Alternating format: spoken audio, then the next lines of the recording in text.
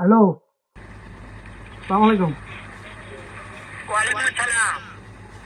কি অবস্থা, ভালো আছেন? হ্যাঁ, ভালো আছি। তুমি কেমন আছো? আমি ভালো আছি।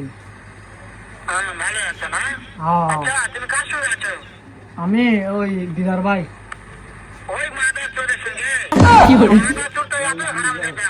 ওই শুয়োর বাচ্চা, ওই তো লটির বাচ্চা, ওই সারাচুরি বেটা মাগিল দিছে, এতই মাগিল দিছে।